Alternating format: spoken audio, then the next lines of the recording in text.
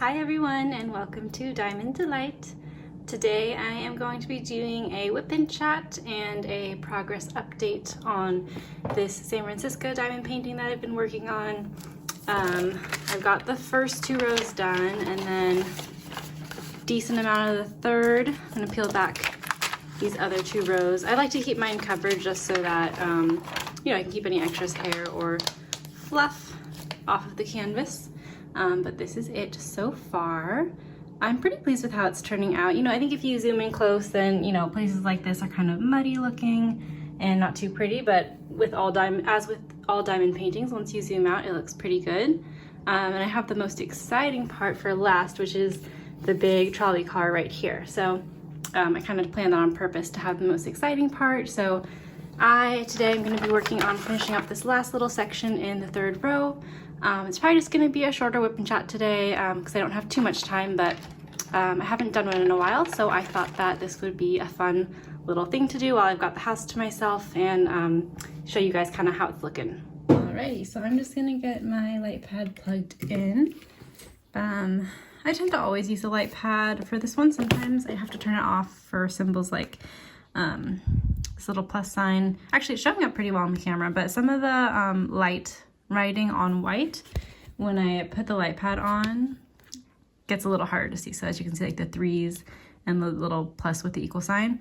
So I have kind of been turning it on and off as needed. I don't really like it when they put light colors on, or light writing on light colors, so I wish they wouldn't do that, but they did happen to do that for this kit, so I'm just kind of managing. You might have noticed I got a little straightener since my last video, and so I was just noticing once I got on camera that this little area was uneven. So this is the best method that I've found for straightening out, just kind of shoving it in between the rows. There wasn't much online as far as how people are using them. I wasn't sure if maybe I was supposed to kind of like try to push it like that. But for me, so far, just kind of going in between the rows and working up and down a section has been the best technique for me. So then let's see, usually when I start, I try to find either one that has a lot of symbols or one that has a lot of symbols nestled in next to the other ones, and that H looks like a good one, so I think I'm gonna start with the H. So like I said, I probably won't make this video too long, but I do have the house to myself today. I'm still living at home, and so my brother and his wife recently had twins, and so my mom and dad have been going to their house 3 to 4 times a week to help them out. The twins need feeding every 3 hours, and then burping, changing their diapers, cleaning them, washing the dishes. So it's a lot of work, and my parents have been wonderful in making sure that they go regularly to help them. And my brother's wife's parents are also really helpful, so they've had help pretty much every day of the week for the past month or so that the twins have been here. But yeah, what that means is that I have some more time on my own when I'm at home. I'm not going over just yet because I do work in the healthcare field, and so I don't want to be of any risk to the twins. I don't want to give them anything that they might put them in danger. So I've seen them from a distance, but I'm not really touching them or breathing on them, or unfortunately getting close enough to help at all with any of the childcare activities. But yeah, I think that's an update from the last time that I had one of these whip and chats. I think I had recently passed my occupational therapy board exam and was kind of in the middle of the job hunt. Oh, and just so you kind of see what I'm doing, I like to what happens is these papers were pre-cut, but even if I cut them, sometimes this happens, is that it's how it's halfway on this square. And so I feel like if I just go up to this the last full square, you can see the diamonds kind of push it up and the paper doesn't stay here. So then I don't want hair or dust or whatever to get into here. So I tend to peel back my layer and go 1 square past on near the border, so that I make sure that there's not going to be a little section that's uncovered to get all hairy and unstickified. Yeah, I just made up that word, but that's okay. What was I saying? Oh yeah, so last I talked, I was recently certified in occupational therapy. Had kind of put the job hunt on hold because of COVID, but that was a while ago. I think, when did I film that? Probably in like May or something. So anyways, since then I decided that, you know, this stay-at-home thing is gonna be happening for a while, or was gonna be happening for a while. And so I decided that I should probably just get out there and see what's available. I wasn't looking too intensely because I still was kind of in the mindset of, well, maybe it's for the better if I don't get a job for everyone's safety. But I happened to find a place that I was interested in, and I interviewed with them. And I originally had interviewed for a full-time job, but they actually offered me a part-time job, I think just because I was a new grad, or am-ish a new grad, and they only had one full-time OT at the time, so I think they wanted to make sure that they hired someone who was a little more comfortable first. So that went to someone else who had some more experience, and then they offered me a part-time job. And I actually have really liked doing part-time so far. You know, I don't have the expenses of meeting rent requirements every month. I'm sure if I did, I would be a little less happy with the part-time. Or it's called PRN, so it's as needed. So it's a little bit unpredictable. So, you know, sometimes I'll get a random day off. Sometimes a week they'll say we don't need you. But for the most part, it has been pretty steady. Like I've had work, and even if it's not, even if I get a day off here or there, then, you know, the next day they'll be like, oh, well, actually, we now have a full day for you tomorrow because we got new patients coming in. And sometimes I'll get a short day, which is kind of nice just because, you know, transitioning to a new job is always hard. Transitioning to working from being a student is hard. And so, you know, not having to jump into that full-time all at once has been really helpful, to just kind of have a day off every now and then for my mental health, to kind of recoup. Burnout can be kind of high for healthcare workers, and, you know, it makes sense. It's a hard job. You're putting a lot of your heart and soul into it. Sometimes with certain populations, you know, people don't really want to work with you, and you start to say, you know, oh, what is even the value? People don't even want to work with me. What am I doing here? So it can get a little discouraging at times, and I don't know if it's better or worse when you're new or more experienced, but I know, you know, even though I've only been doing it for a few months, I still experience burnout. So I think it's been really nice to be able to have a little bit of a break, not feel like I'm locked into every day, you know, 7 days a week, 8 hours a day for the rest of my life. So that's been kind of nice. And we actually hired on another OT so that it's been a little bit more manageable in terms of, you know, people covering, because sometimes it gets to the point where there's just a lot of people coming in at once, patients coming in at once, and sometimes it's hard to have enough workers to cover that. And give me a second, I'm gonna adjust this camera a little bit because I keep hitting it with my pen. This is the pen I'm using right now. I actually got this one off of Amazon, and I think it's actually been one of my favorites so far, which is funny because it was like the cheapest and the most easily accessible. So yeah, this is what I'm using right now if you're curious. And give me 1 second so I can readjust the camera. Okay, hopefully you guys can still see. I brought the camera further away, but I zoomed in a little bit to hopefully let you guys see as best as possible. I got some tips on my last video, on my last WIP and chat, that was saying to kind of angle the camera a little bit more because I know a lot of my hand was blocking the canvas, which I apologize for. So yeah, I always appreciate hearing from you guys, and, you know, knowing if there's something that you'd like to see or something different that I'm not doing that would help you, you know, better appreciate these videos. They're fun to make, but, you know, I also want to make sure I'm taking into account what your guys' wants and needs are. And also, if you have any questions for me or anything, I know I've had a few people asking for WIP and chats, and I'm happy to do them. And I thought maybe it would be fun if you had questions for me, you could post them in the comments, and then I could answer them the next time I do a WIP and chat, just in case, you know, I don't really know what you guys want to hear. I could talk about diamond paintings, or I could talk about my life. There's endless topics to discuss, so whatever you guys are interested in. And as far as this diamond painting, I know I talked a little bit about how the letters look. Hang on, let me get my next one out. I think I'm gonna do the equal sign. So yeah, as far as the letters, they're pretty much okay. The lighter ones, I will say, have been a little bit of a pain in the butt. I mainly find the, let's see, these light ones, the 3, that weird plus sign one, sometimes the 9, the percentage sign, those ones, they're a pain in the neck sometimes. But sorry, my phone started going off, and then my little Chihuahua doggy friend was barking up a storm, so I thought I would just stop the video so you guys didn't have to hear that.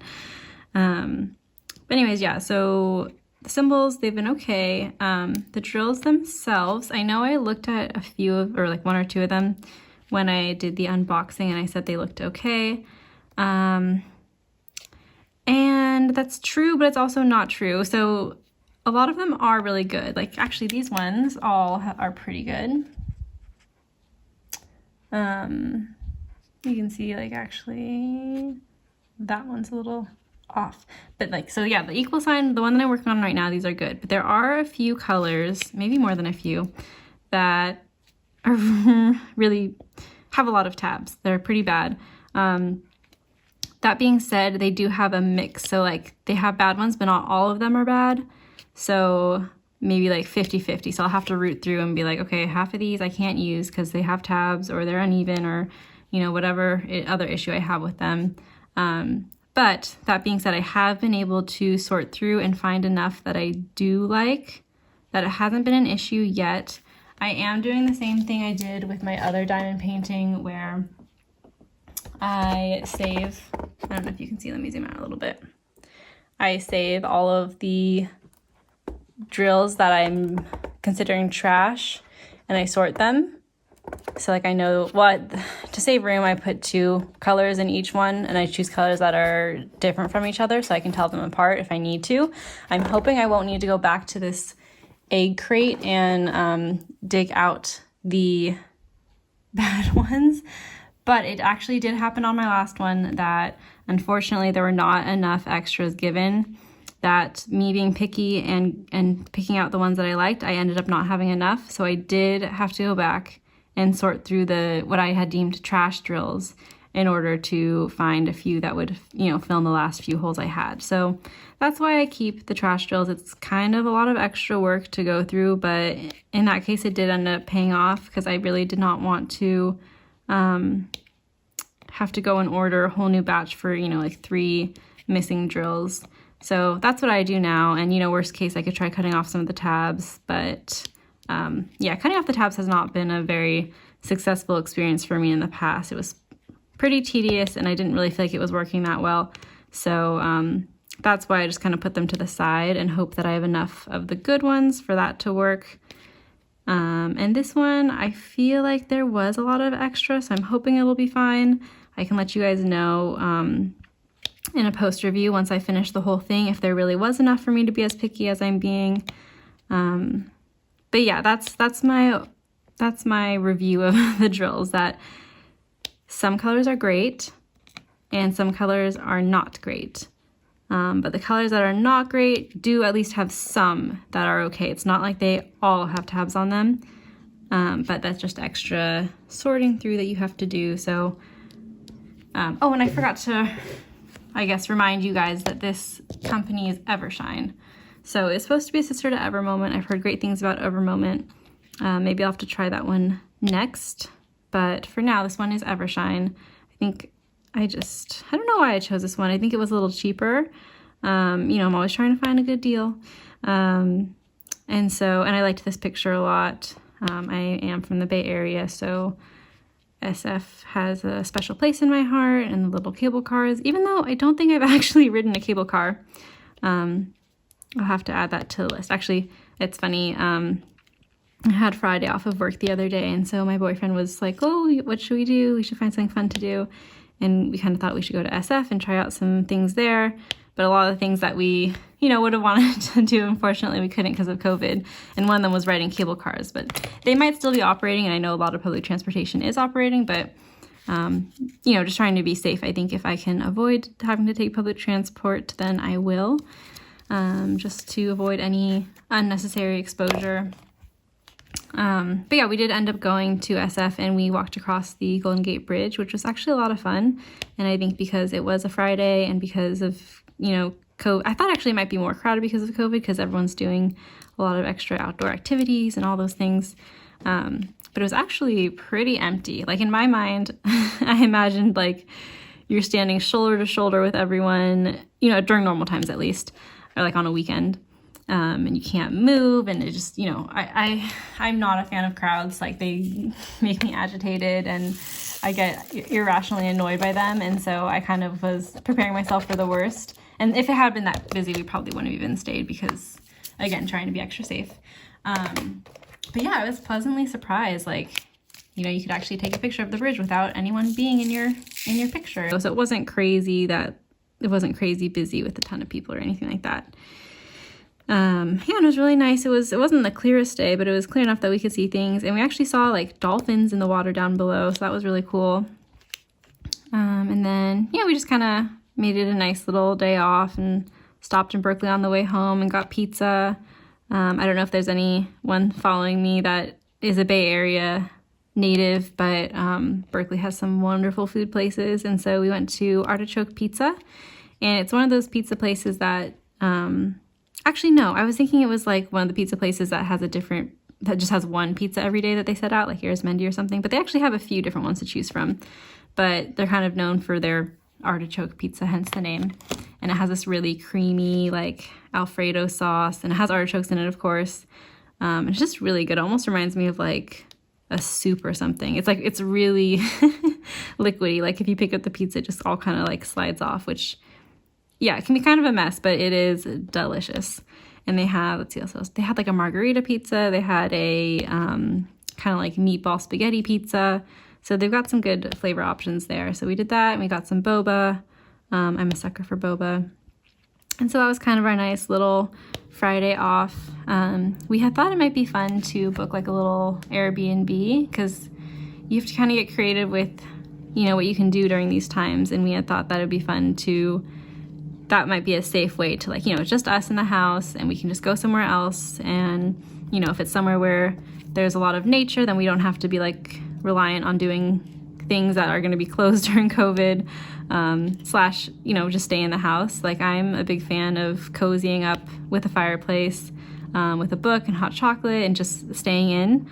And so that kind of ended up being one of our criteria that I requested. I was like, can we have a fireplace? Like, I want something really cozy that we can just kind of, if we want to just stay in and do nothing, that'll be a nice little place to be in.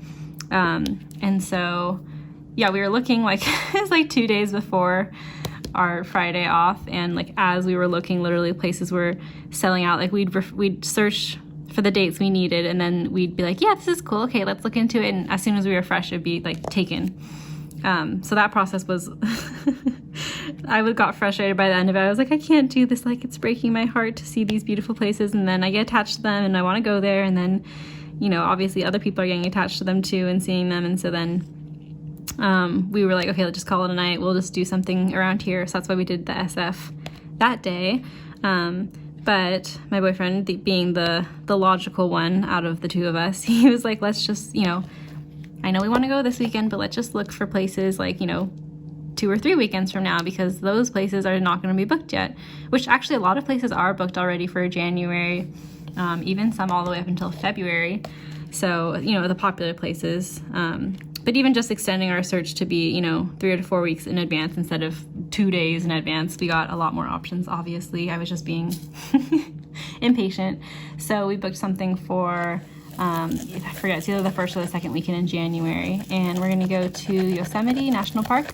If anyone's been there, let me know what you think, because I've driven through it, but I haven't actually, like, been there. I went to a wedding in Mammoth Lakes, and so we had to drive through it. Well, we didn't have to, but well, we thought it would be fun to drive through it, and then once we got there, we realized that you have to pay $30 just to drive through it, because most people are driving there to stay there, so that's their way of kind of, I mean, I think it also is to maintain the roads, but I think it's kind of being like, okay, you're going to use the park, so pay $30, and we were like, oh, okay, we're literally just driving through it. So economically, it might not have been the best choice, but it was cool to get to drive through it, take the scenic route, and, you know, I'm glad that the money's going to a good place, so it's fine. But yeah, I drove through it that one time. I think we made a stop or two just to kind of look, just to say like, because my two friends I was road tripping with knew I hadn't ever been there, so they were like, you got to get out to say that, you know, at least you've been in Yosemite. Because I live so close, it's like 3.5 hours, but for whatever reason, yeah, I have never been there. And so, yeah, maybe I'm choosing the wrong time going during the winter, but me and my boyfriend already found a few links that are kind of like, you know, what to do in Yosemite during the winter time, and it's gonna maybe be snowy depending. We haven't actually gotten too much rain here, so we shall see if it's gonna be snowing there or not. But we were thinking of, there's a few hikes that are paved so that, you know, even if it is snowing a little bit, it should be okay. And then maybe even renting snowshoes, which I've never done before, so if anyone has any experience, let me know. I'm not the most athletic person, so if it's really hard and treacherous, I'll probably opt to do one of the shorter, easier hikes. But yeah, I have no idea what it's like to put on snowshoes and try to walk in them. So let me know if you have any experience, if that's something that you would recommend, or if it's maybe something to save for a different time when I'm wanting a more active trip, because I'm definitely down to just have a cozy night in. I really like the place that we found. It's beautiful. It has like a little sunroom, which who knows how sunny it'll actually be, but it's just like a really open floor plan, and it's really clean and light. There's a lot of natural light. And so I'm like, you know, even if the weather is so bad and the paths are so snowed over that we can't leave, like I would be okay just staying in here and sitting by the fireplace, and they have games in there. So yeah, I think that's something that's helpful during these times, is to give yourself something to look forward to. And I know, you know, not everyone has the luxury to either afford to stay somewhere, or, you know, the time, if they're a parent, to go somewhere. So it doesn't have to be something like that, something big, which, you know, this isn't even big. It's somewhere close, and it wasn't too expensive. But giving yourself something to look forward to, even if it's just like, okay, let's plan a Zoom hangout with my friends for next Friday, just to kind of switch up the day-to-day life, because I feel like sometimes it can get a little monotonous, and even during non-COVID times that happens. So I think that's what I'm realizing, and that's why I was so set on that other day. I was like, I want it this weekend because I need something to look forward to, and that's why I was so upset that it didn't work out. But this is actually better, because now I have something longer, a farther away to look forward to, so I have more time to kind of get excited about it and anticipate it, and so that'll be really nice. And yeah, it's especially different for me this year because this is my first year not being a student during the holiday time. So literally all my life I've had a winter break. I've had, you know, you get 2 weeks off, you get to just relax, you get to think about nothing, and then I'm like, oh, okay, in the adult world, or at least in the adult world in the United States, that's not really a thing. And in my field with the healthcare industry, getting off the actual holiday is not even a thing. So as far as I know, I'm probably going to be working on Christmas because it's on a Friday. Which, I mean, you do get holiday pay, so that's kind of nice, but yeah, it's like I'm going from getting 2 weeks off for a holiday to working on the actual holiday, and then, you know, I'll enjoy the weekend after, which will be nice. But yeah, it's very different. So I think that also giving myself kind of like okay, we'll have a little break in January, even though it's not going to be Christmas, it'll be a little bit after Christmas. And you never know, since I am hired on an as-needed basis, like, you know, there could be not as much of a need for me during Christmas, so maybe I will get it off, but it's not really guaranteed. You know, in the healthcare field, they're like, well, people need these services every day, so yeah, that's too bad. You know, we got to be there to help them. So yeah, it's definitely something I'm kind of adjusting to and getting used to, and I think it's probably actually easier during these times because there's not a lot going on. We're not really supposed to be seeing family and having large gatherings, so it's not necessarily like I feel like I'm missing out on a family gathering or anything, more just like I'm missing out on that time to just rest and relax. And, you know, I've just kind of associated winter and Christmas time with getting a break from everything, and now it's kind of like, well, it's just kind of like every other time of the year except different weather, and there are holidays going on, but, you know, you still got to work through everything. So that's a little update on me. If you guys were curious about my job, the setting is a skilled nursing facility. So it is skilled nursing facilities, we call them SNFs. So usually the patients are a bit older, a lot of people in their 60 plus years of life. And they've been to the hospital first, either for an elective surgery like a hip replacement or knee replacement, or maybe they fell and fractured their hip. Or it could be, something like getting sepsis or having a stroke. And the people at the hospital do evaluations and they determine, where this patient should go. And so people who come to the skilled nursing facility have access to nursing care 24 hours a day. So, they might still need to be getting antibiotics or have some wounds that need, regular checkups. And then from the therapy side, a lot of times they are not quite ready to go home. It might be that they're a little weak still. It might be that they have low activity tolerance. They have problems with balance. But basically, our job is to make sure that they are able to go home safely. So we're working, for occupational therapists, we're working a lot on their self-care tasks. So the three kind of main things that we're always focusing on are their ability to get up and go to the toilet and use the toilet and clean themselves, getting dressed, and also being able to bathe themselves, whether it's standing up in the shower, sitting on a shower chair. But those are kind of like the three main things that you really need to be able to do to live on your own. And then kind of once they hit those milestones, then we focus on the higher level skills. So being able to prepare yourself meals, managing your medications, cleaning the house. And, some people have already had caregivers before this experience, and that's kind of their baseline. So our job is just to kind of figure out, where were you at? Where are you planning on getting? And then getting them up to that level. And a lot of it is safety. We want to make sure that they're going to be safe when they go home. We don't want the person to go home and then either fall or realize they can't take care of themselves and be stuck there. So, we focus a lot on the self-care tasks, and it's a lot of fun when the patients are motivated to work with you, because there's so much room for them to improve, and you kind of have these small triumphs together. I never thought I'd be so excited to see someone put on their sock, but really for someone who previously couldn't even roll in bed or get up and sit on the edge of bed, to suddenly a week from now they're sitting on the edge of the bed, they're reaching over and putting on their sock.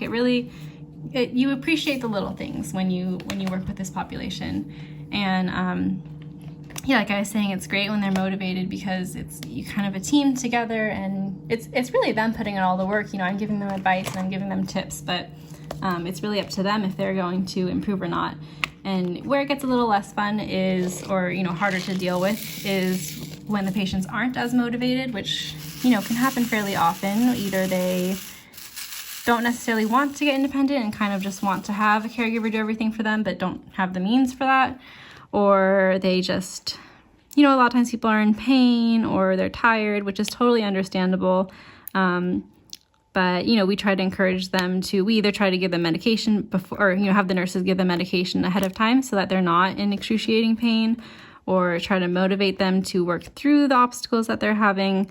Because if someone lays in bed for too long and doesn't get up and get moving, then they're not going to get any stronger, and they're just going to get weaker. And it's crazy how quickly you can decondition if you're not moving around. So we're kind of like cheerleaders, therapists, all in one, trying to get people to do what's good for them, and showing them the best way to do that. So it's been fun. It's been, it's my first job, so it's definitely a little bit of a challenge. And sometimes I have trouble giving myself credit, because it's hard to see progress when you're so up close to it. I don't realize how much these people are benefiting from it sometimes, but then I'll take a step back and be like, oh wow, yeah, they came in at this level and now they're at this level, and it's because we work together, and as I said, it's them doing the effort, but I helped them get there. So it does feel really nice, and it is rewarding when you look back. But sometimes the day-to-day can be a little bit hard, especially if you're with people that might be a little bit more difficult to work with. So that's kind of where I am right now, and I still consider myself very much learning, but I'm definitely getting more comfortable with it, and I'm learning more every day. And having the new OT join the team was nice in a way because then as she was kind of telling me, because I was like, oh, well, you know, if you have questions, let me know. But I was like, but I'm also the least experienced OT here, so you just keep that in mind. And she was like, well, you know what? Now you're not the least experienced OT because I'm here, which, you know, I thought that was really cute and really funny. But it is true that it kind of helped me realize she would ask me questions and I'd be like, oh, I know the answer to that. So it kind of helped me realize that I do know more than maybe I'm realizing, and that, you know, I am getting better and more competent every day. So that was kind of nice. And it's always nice just to have more members on the team to kind of bounce your ideas off of. So yeah, that's currently where I am with work. And we'll see how everything goes. The census, which is what we call, you know, like the number of patients, that kind of goes up and down. So if we have a lot of people, we call that a high census. And then that's when there's definitely a need for me and I'm going to be called in every day. And then sometimes we have a low census where there's not that many people, and then that's when I'll get the text saying, we don't need you tomorrow, which again would be hard if I was trying to make rent and all that stuff. But for my current situation, it's actually kind of nice, and I kind of like having a few days where I get a break. So, okay, so I'm looking in the little viewfinder, and this video is already getting kind of longer than I was originally planning. So I think I'm gonna stop it here. I did a lot of talking about my job, so sorry if that was boring for anyone. But yeah, if you have any topics that you would like to hear about, or any tips for diamond painting that I can pass on to you, let me know, and I would be happy to try to include that in another WIP and chat. I currently have, so I'm finishing up this one. I probably have like, that's hard. I definitely have less than a fourth to go, but I don't know how long that's gonna take me. But after this one, I'm gonna do the Diamond Art Club one that I put up on my page, the unboxing of the Serene Siren. And then I actually also got a Diamond Dots one. The addiction is starting to get real, people. And so I have that one too, kind of in the queue. And part of me actually does want to do the Diamond Dots first, because I have heard stories that once you do a Diamond Art Club piece, you never go back. So I'm scared I'm going to do that and then really like it and then not want to do the Diamond Dots. But I also have a weird OCD type thing where I'm probably going to want to do them in the order I got them. So my guess is I will probably do the Diamond Art Club next and save the Diamond Dots one for later. I might not even open it, so that then I can just kind of do an unboxing later when I am ready to work on it, and then get to that one whenever that happens. But needless to say, I have a lot of projects lined up. Not as much as some of the people on some groups I see. Some people have like 30 lined up, which I don't know. I think I would get a little bit intimidated by that, but it's cool to see, you know, how into this people get. It's a little bit scary, but it's cool. So yeah, that's kind of what's gonna be in store for the next time. I know I'm a little bit slower, so sorry to keep you guys waiting if you were hoping to see some of those things. But yeah, again, let me know if you have any questions for me or anything that you'd like me to talk about if I were to do another WIP and chat. And yeah, I always love hearing from you guys and hearing what you're up to and seeing any projects that you're working on if you want to post a link to it or anything like that. Yeah, I love connecting with you guys. So that's it for today, and I hope that you guys have a wonderful rest of your day. Bye!